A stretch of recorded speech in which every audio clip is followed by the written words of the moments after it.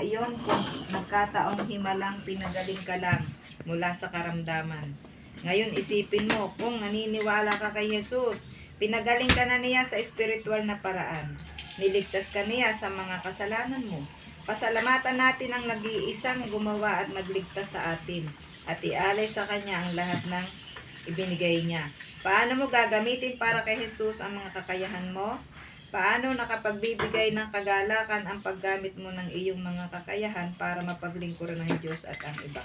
Diyos Ama, gagamitin ko po ang aking mga tenga para makinig sa iyo, bibig para magpuri sa iyo at mga kamay at para makapaglingkod sa iyo. Tayo muna yung sandaling manalangin. Hallelujah. Hallelujah, hallelujah. Amang banal na makapangyarihan sa lahat, salamat po sa iyong salita kung paano ka po nagpagaling. Salamat. Sa umagang ito kami pong pamilya ay nabuo muli dahil ito ay plano mo. Dahil nga po hindi kami po nagkakasama-sama para mag-sharing. Lord, salamat po sa umagang ito. Nawa ay gamitin mong bawat sa kami po yung mag-sharing sa umagang ito bago po kami tuloy ang manalangin. Patawad, Ama, sa pangalan ng Jesus.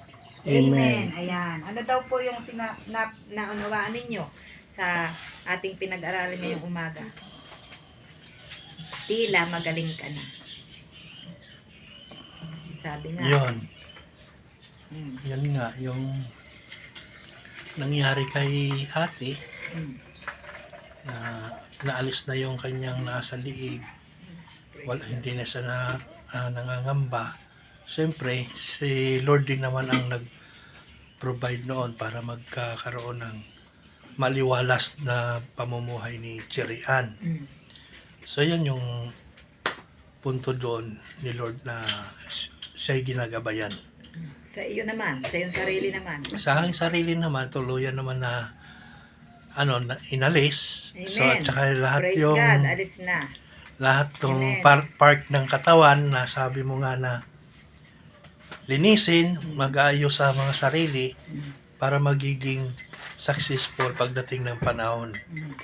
At ang pagsisisi ay nasa huli. Ay, wala namang pagsisisi sa Amen. unahan talaga. Amen. Diba? Ayan. Kaya salamat sa Diyos dahil ikaw ay nakikinig. Dahil sayang ang iyong paglilingkod. Sayang na sayang.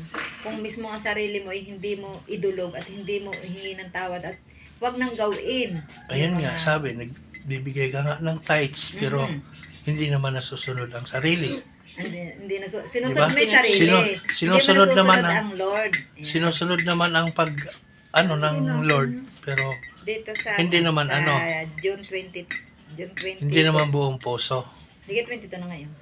So yun, Hindi, ikaw, ari Charis. ng 22. Sige, 22 na tayo ngayon. Kaya napakabuti ng Diyos. Ako, Sharing tayo. sa akin naman ay, ang sabi nga dyan ay kahit walang pera, pero iba ang binibigay ng Lord. Kumbaga, July pala siya. ang binibigay ng Lord ay, kumbaga ay, ang pera, andyan lang naman yan. Kumbaga ay, ang binibigay ng Lord ay kalakasan. Kalakasan, pagpaprovide ng ating mga pangailangan, kahit tayo minsan ay na-short sa sa financial assistance, mga ganyan, financial, ay still andun pa rin ang Lord. Kahit kumbaga nakikita natin na ganun na lang ang ating hawak, pero still nananalagat na ng pala tayo sa Diyos na God will provide. Sabi ko nga ay laging ang blessings ng Lord ay nariyan, hindi lang sa pera, hindi lang sa hiling ni ate. Tuloy yan, nakikita niyo naman, sabi nga dyan, tila magaling na. Ibig sabihin, hindi man yung 100%, pero still nandun magaling na. Amen. Ibig sabihin, parang kumbaga sa ilang percent, 90% magaling na si ate. At 10% yung transplant or dialysis pa na ni ate. Yun na lang po yung pagpe-pray natin sapagkat binigay na ng Diyos ang 90%. 10% ipinabahala natin sa Diyos. Amen. Kaya po sa atin, kahit ako, dating at dating ang blessings. Nung isang araw, meron akong na-receive na mga hundreds lang.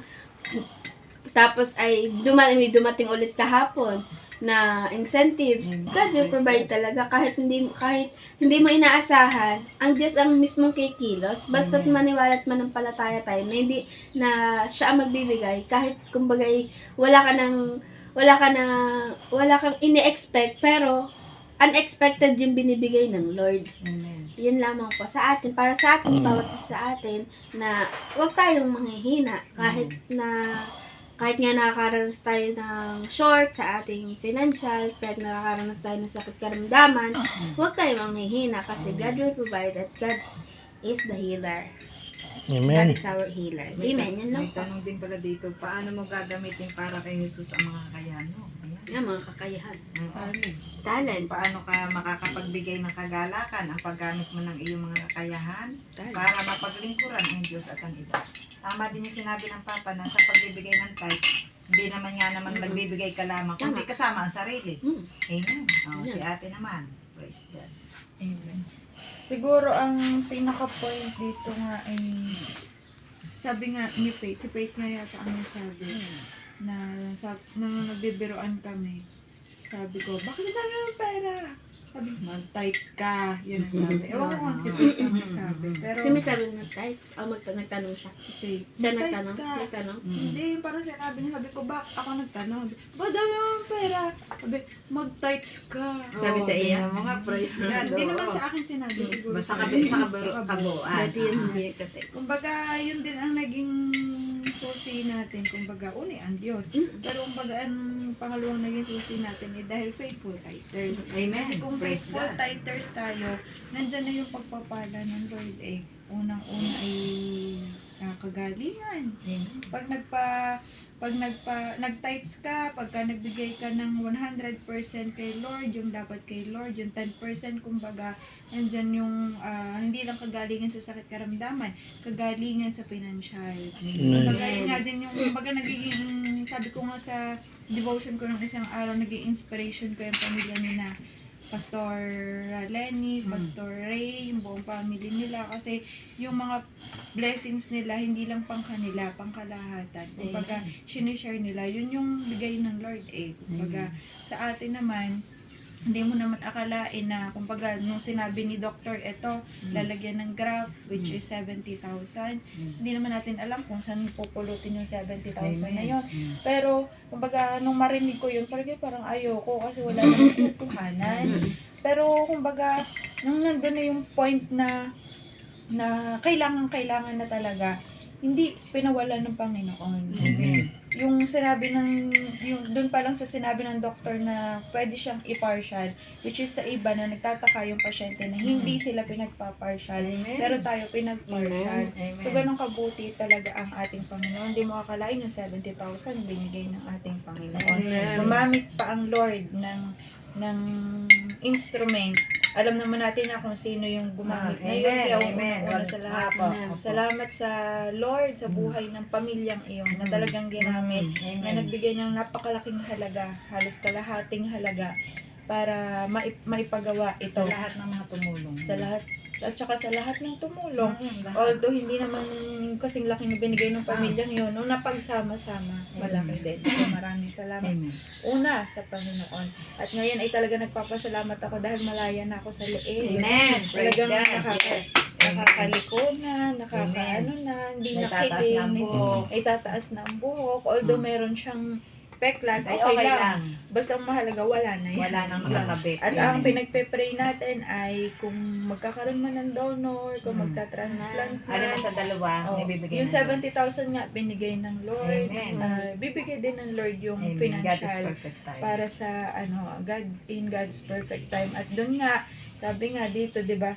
Wala daw pera para mapa-opera, pero binibigyan ng Lord. Yes. Ako nga wala akong trabaho, pero nagkakapera sa Amen. biyaya ng Lord Praise dahil God. nagtatay. Tatay. Ano ba? Yun yung sabi ko nga kay Talit nung nakaraan, nung sumahod siya, kagabi ga. Sabi ko na sana all sumasahod. Di ko na alam ang 20 at saka 5. Kasi hindi na ako sumasahod. Hindi ko na alam yan. Sabi ko ganyan. Sabi niya, nakakapera ka naman kahit di ko wala kang trabaho. So, diba? yun sa biyaya ng Lord, kahit wala kang trabaho, nakakahawak pa rin ng pera. Amen. Yung gamit din ng pamilya, kaya Amen. nakakahawak ng pera. Yun ibigay ng Lord. Amen. So yun, magtiwala lang tayo sa ating Panginoon dahil kumbaga kumikilos ang Diyos sa buhay natin, mga unexpected na blessing na hindi natin akalain na ibibigay ng Lord, ay ibibigay niya. Yung mga blessing na akala mo hindi mangyayari pero mangyayari. Although nagkakaroon tayo ng problema, katulad nga ng problema natin na sa akin, yung malaking gastos, ganyan. Pero hindi mo naman makikita na talagang tayo ay naghihirap sa Amen. biyaya ng Praise Panginoon. Amen. Na hindi po tayo yung point na talagang nanlilimos na para humingi. Humingi ng pagkain. Nandun talaga yung pagsama, pagkilos ng ating Panginoon. So yun, magtiwala tayo sa ating Panginoon dahil hindi naman tayo pinababayaan ng Amen. ating Diyos. Kaya nga sabi dito, paano mo gagamitin para kay Jesus ang kakayahan mo? Hindi gamitin mo ang buhay mo, ibigay mo ang buhay mo kapalit ng mga blessing na binibigay ng ating Panginoon. Amen. Talents. Diyos. Yan. Ayan, ito nga sabi nga, paano mo gagamitin kay Jesus ang kakayahan mo. Ako bilang nanay, talagang gagamitin yung kakayahan ko para maging nanay, mag-asikaso. Minsan napapagod. Pero, ang Diyos ang nagpapagaan. Ang Diyos ang babangon sa akin. Amen. Tingnan nyo ang gawain bahay. Ang magluto, minsan yung tinatamad ng magluto, kakain na rin minsan kape at kanin. Pero, salamat sa Diyos. Dahil, katulad ng iyong papa, sabi nga ako nga ang nagbabudget. Pero salamat sa Diyos. Dahil binibigyan niya na ako ng babudget May pambayad sa ilaw, tubig, may wifi. Tapos kay ating 2 beses isang linggo, Martes at Biyernes, may dialysis. Hindi mo inaasahan minsan, may ibang gastos, may babayaran, gano'n rin. Pero, salamat pa rin sa Panginoon. Talagang, kundi dahil sa Kanya, at ang pinagpapasalamat ko sa Panginoon ay ginagamit niya sabi ang kakayahan, yung mag-share ng yung salita, ng kanyang salita. Dahil nga, itong salamat ko sa umagang ito, dahil nga, ang sabi ko, hindi ka makapag-Bible sa iba, ang pamilya mo. Kaya salamat sa Diyos kung dati ginagawa pa natin, ang ating bahay ay mga patpat pa ang dingding, at ang kusina ay silat-silat. Pero ngayong nabuo na tayo nagsimula muli hanggang sa naakay ang mga kabataan na si Althea ang nagbunga. Si Althea sa lahat ng kabataan iyon, si Althea ang nagbunga na siya ay isa na sa dance. At siya ay nagagamit din sa mga pagsama sa hayo, sa paghayo, ganyan. Kaya napakabuti ng Diyos. Sabi nga dito ay paano ka nakapagbibigay ng kagalakan ng paggamit mo na yung mga kakayahan para mapaglingkuran ng Diyos. Ang tithes. Talagang number 1 ang pagta-tithes. Kaya salamat sa Diyos na mayroon pa nga ako narinig na nakakapag-tithes ka pa. Siyempre, kung ano yung natanggap mo, ibigay mo. Pero dahil nga sumunod tayong pamilya, tayo ay patuloy na pinagpapala ng Diyos at hindi tayo ginugutom.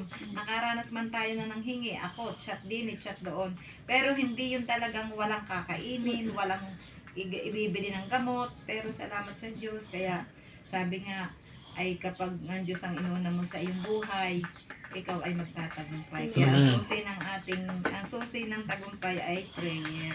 Si Jesus sa pangalan ni Jesus. Kaya sabi, Diyos Ama, gagamitin ko po ang aking mga tenga para makinig sa iyo, bibig para magpuri sa iyo, at mga kamay at paa para makapaglingkod sa iyo. Sa ating gawain, tayo laging, kaya ako nga ngayon, sinasabi ko, alam din ng ating mga kasama, na sabi ko kung noon basta may tawag sa akin, mabilis akong tumutugon. Pero ngayon, ay dahil nga si ate ay siya namang bigay ministry din ng pamilya, o ay di si ate, at saka ako nagpapasalamat sa Diyos dahil ang papa ay bumaba na din, nagbow na din siya. Kaya purihin ng Diyos sa buhay ni Christian na nasa ibang bansa, na siya po ay natuto na rin dahil siya ay talagang nagpagamit sa Lord, umaawit, nagtumutugtog, nagsishare din ng Word of God, lalo sa teaching offering, ginagamit din siya. Kaya yung kanyang pinagdadaanan ngayon, matatag na siya, matapang. Kaya sa buhay ni Roxanne, salamat din dahil siyang isang instrumento ng Lord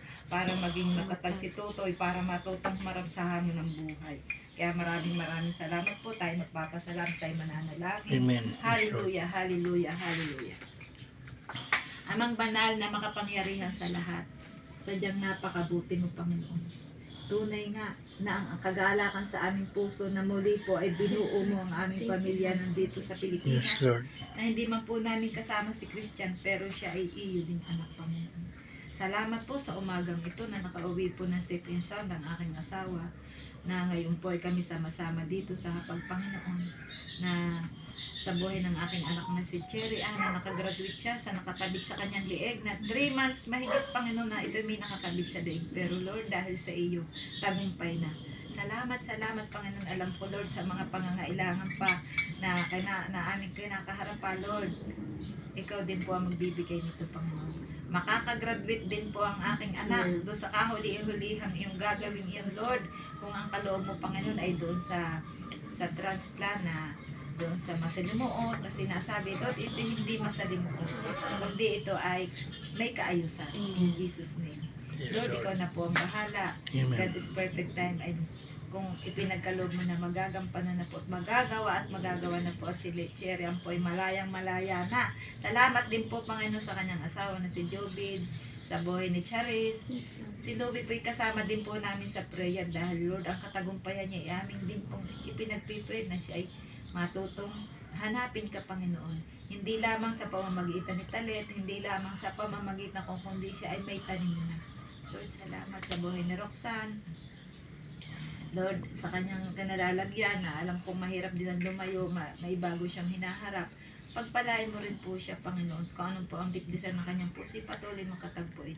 Sa buhay po naman ni Jobid, sa pagdadrive, Lord, sa pamilya ni Jobid, sa aming pamilya, sa aming mga kapitbahay, Lord, sa buhay po ng pamilya ng aming Pastora Lenny. Salamat po sa kanilang mga buhay, sa Lord Agoncillo, na sa mga kapatiran. Salamat, Panginoon, sa lahat ng tumulong sa amin at tumutulong pa, nananalangin at nagmamahal sa amin, sa aking mga kapatid na nasa ibang bansa, sa narito sa Pilipinas, sa lahat-lahat, Panginoon, na hindi ko man po nasambit ang lahat ng tumulong sa amin, nanalangin sa aming pamilya, nagmahal sa amin.